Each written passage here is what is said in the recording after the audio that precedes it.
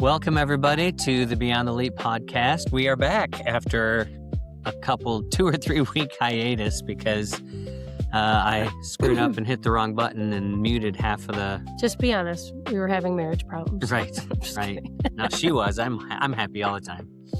But yeah, I actually am kind of glad though, because I felt like in the middle of that last one, I was like not making sense. So I'm kind of glad to have a do-over on that. But here's what we're gonna do. And by the way, my name is Phil. This is my favorite wife, Amy, and we're just trying to go a little bit deeper into this material that we've been covering on Sunday mornings with arguments for God. And so we're gonna go back and do. We got to go back, kind of rewind to still the science. We're going to finish the science one today. But I said we were going to do 3 podcasts this week. We're only going to do 2 because that's just a lot. So, but we're going to do the science one and this one. And then right after this, there won't be a week in between. We will do another one so that we actually don't wear the same next clothes. Week, though, right? Is that what you meant? No. Okay. No, Never mind. We're doing 2 weeks worth today, but there is an issue next week because we're on vacation after this Sunday. So maybe we'll do it from because we can do it wherever we're at. We could do it. Wouldn't we have to take mics? We could do it in Florida. I don't know. I can't think that far ahead. Anyway, so we in the last week that we were talking about design of the universe. We were talking about how all of these constants have to be true, and they are true about the universe. And if they were just slightly different, then life wouldn't exist. And one of the, I have a picture that we're going to put up for you. And this is not a perfect example, but it's it's like a board with a bunch of knobs on it. Okay. Oh, and by the way, before we go any farther, you have an experiment to do. And have you been practicing? No. Because maybe you can do a better job this time. So Amy's going to have a little project. And what the project is, do you have a pen? There it goes. Is she has a quarter here, and she's going to do heads or tails. And she has to keep track of how many times in a row she gets heads. Okay, so while I'm talking, that's your job. Okay. All right. I have to put my glasses. Go. All right. So this picture of the dial, and as you see on this, there's a bunch of dials on there. And so let's just assume and imagine that this is like a design board. Keep it down. That it's a design board for the universe, right? This is how the universe is kept in motion. And you see how many dials there are.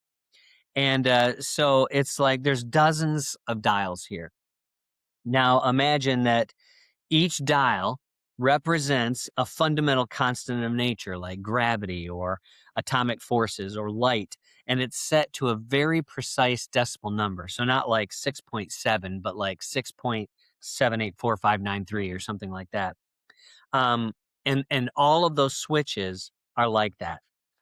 Now, if any of those switches were shifted even a tiny bit, the combination wouldn't work and the entire universe would jam, and it would make it impossible for galaxies to form and stars to form or complex life to exist. Now try to imagine that all of those dials were set to those perfect numbers for life to be able to exist, and they were set by complete random chance. Now, what is the likelihood that those kinds of designs were completely by chance? It would be the single most improbable event ever conceived. Amy's throwing the quarters everywhere now. This is dumb. But as Hugh Ross, the astrophysicist, said, he said this: the odds against this fine-tuning happening by accident are infinitesimal and basically statistically impossible, with the odds being 1 to the 10 to 138th power. So that's 10 with 138 zeros after it. And so for context, a trillion has 12 zeros. So that's the odds there. The chances are ridiculously low, essentially impossible for the universe to have come together by random chance. And some of these constants are like, the axial tilt of the Earth is like at 23 degrees, and it's the exact angle for us to have stable surface temperatures. So, and that's just where it needs to be. And Jupiter acts as a cosmic vacuum cleaner, and it shields Earth from asteroid bombardment. And there's 122 constants, according to Hugh Ross, that are just like that. So this is what Stephen Hawking said. He says if the rate of expansion 1 second after the Big Bang had been smaller by even 1 part in 100,000 million, the universe would have recollapsed before it ever reached its present size.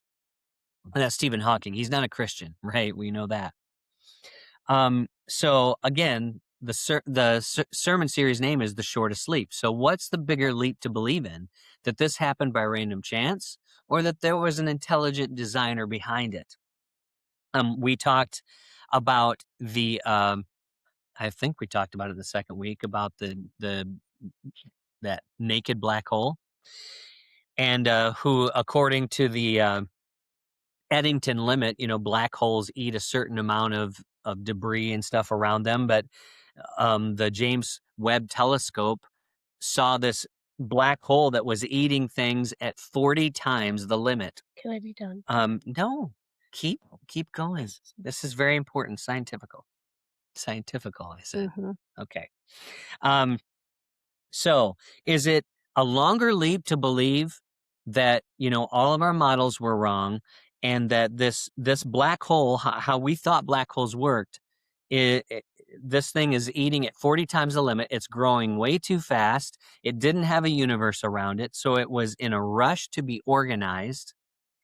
And is it a longer leap to believe that happened by accident, or that a creator set the initial conditions for a rapid, precise assembly? Okay, so Done. all right. So how many times in a row did you get heads? You The mean the most. most? 3 times. 3 times, and you did that like A lot. like A it lot. looks like 10 to 15 times you did that. You got tails more. You got that 6 times. Right. Right. But so that's a little illustration, because for the universe to come around by accident, it'd be like flipping a coin and getting heads, not 10 times in a row, which you didn't even do. But it's not nothing. You didn't do anything wrong. But you didn't even get 10 times in a row. But you would have to get it trillions of times in a row without a single mistake. Those are the odds that we're talking about. And so that's what atheists have to cope with, those really enormous odds that are basically zilch. I mean, they're basically impossible. Here, I'm gonna just fix these real quick. They do look really crooked in the picture for some reason. Yeah, well, I need new glasses, so. Maybe you have a lopsided head.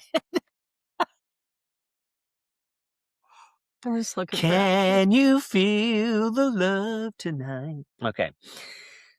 So, what are the atheists' answers to this? What are the scientific answers to that? Because they want to believe that it came from nothing. Well, they use things like the multiverse, where they say, well, it's possible that there are an infinite number of universes, and all those universes have different scientific laws, and life could be happening there just as it is here. And I get that now. I watched Spider-Man. Yeah. We went to the theater with the kids, right, to see the last one. I don't do well when people are one place and then they're in another place, but they're different people, or it's a different time. And so I just didn't really get it. And plus, I do think I fell asleep. I clearly fell asleep because there were like big blocks that I did not remember. But I stayed awake. It was good. Yeah. Now I get it. and works for a movie. Correct. But under their theory, there are other universes that have us in it, but they're just different versions of us. So, like, there's a version of me, So if I go like this, you're there gonna walk through yeah, right. lights? So there's a version of me where, I pick up my socks and I remember to take my eye pills. I don't believe that. So, I don't believe that. so if there was another version of you, what would you want it to be? Um, I kinda think, like, maybe more type A. I need to be a little bit more driven, like, I need to be task oriented. Well, you're type A when it's getting me to do something for you. There's gotta be a leader.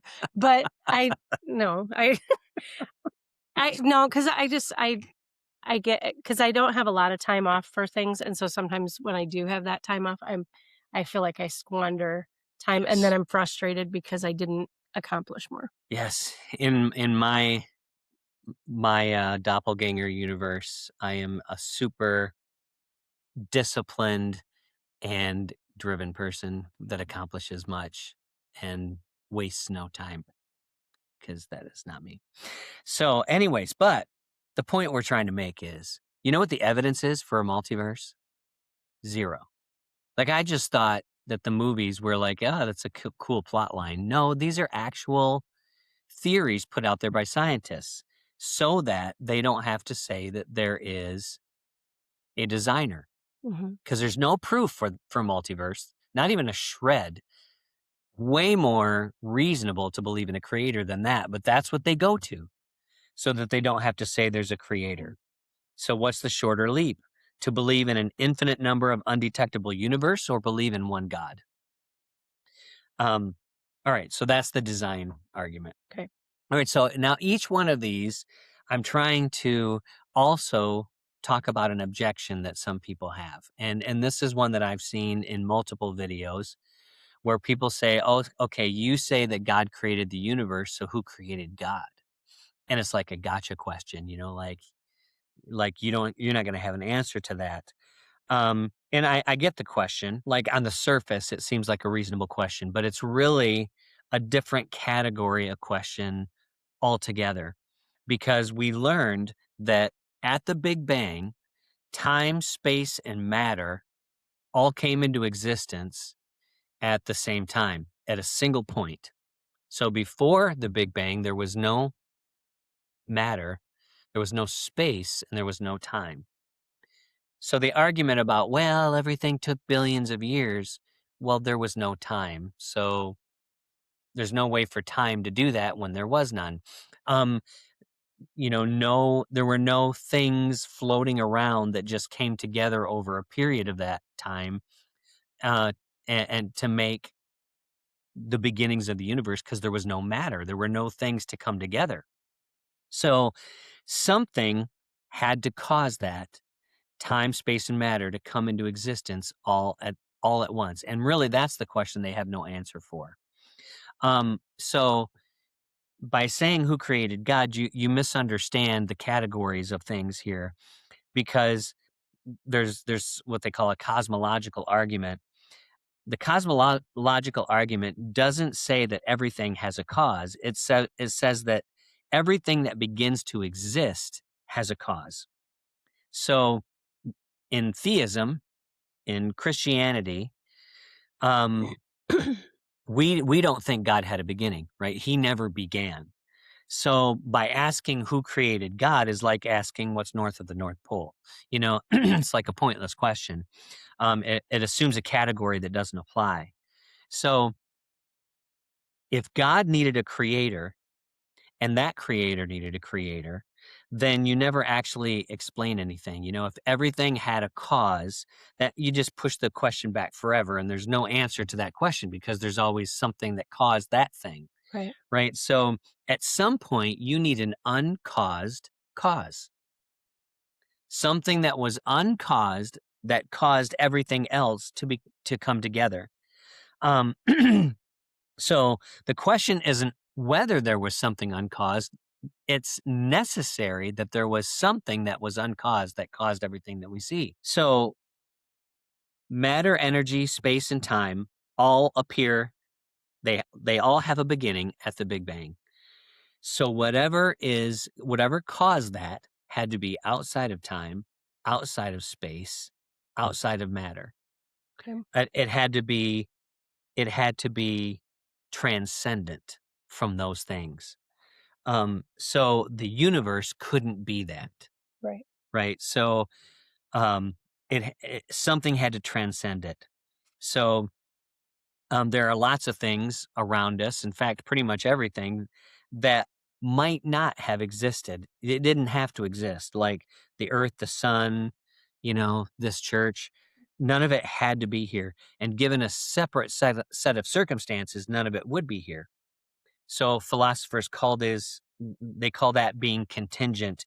It exists, but it depended on something else to exist. Somebody had to build the church, and so it was contingent on those people building it and all that kind of stuff. But anything that might not have existed needs an explanation for why it does exist. Mm. All right. So if this didn't have to be here, why is it here? So there's a lot of things in life that I ask that question for. Why does it exist? Like 80% of the U.S. government. Can you think of anything? King Charles. Yeah. What's up with the royal family? I don't know. I don't think he knows why he exists. But they do exist very expensively. Mm-hmm. Cargo shorts. Oh yeah, no. I've been told by my daughters now that shorts that go down to your knees are no longer. I told you that. Why did you not listen until they said it? I don't know, but no, they're no bueno, I suppose. Yeah. Rose gold paper shredders. Oh my gosh. Why do those exist? Enough. Enough. He questions everything that's rose gold. I don't even a couple things. Yeah, I think that isn't that huge hair dryer thing you have. Isn't that rose gold? Pink. No. Just because it's pink does not mean it's rose gold. And I'm bringing it next week. I'm gonna bring my hair dryer. He's only facing this confusion because he has none, right? To blow dry. His hair is dry before he gets out of the shower, so I'm bringing it, and all our tens of viewers are gonna be like on my side. We'll settle it. Continuing education requirements. Yeah, I didn't do good with the first round of requirements. Yeah. So my question is, the uncaused cause, did the professor that's teaching that class have to have a continuing education to learn something new so he could teach the people underneath him? Where does it end? That sounds about. There's only so much information, right? But a necessary being has to exist. Something, its non-existence is impossible. It had to exist to create everything that we see, to make everything happen. Let's not use the word create, but to make everything happen that we see, something had to exist. So the question, who made God, makes God contingent, not necessary. Something, he didn't have to exist, but something caused him to exist, but he is. So what would that, if it wasn't God, what would that thing that is eternal and uncaused be? What could it possibly be if not for a God? Now, I could almost think you could make it an argument for, well, it doesn't have to be the Christian God. So, I would understand that more than to say there is no God, because it seems kind of impossible for there not to be. So that's where we're landing this week. Do you have anything to add on that? I don't know. I don't feel like I was necessary this week. Are you kidding? Who's going to flip the quarter? Okay.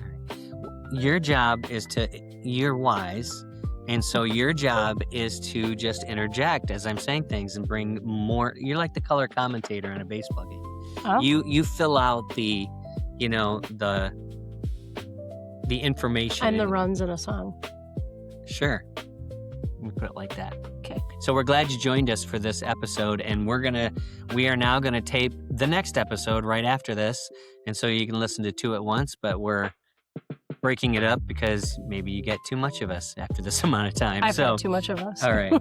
All right. We'll see you next time. Thanks for watching. Bye.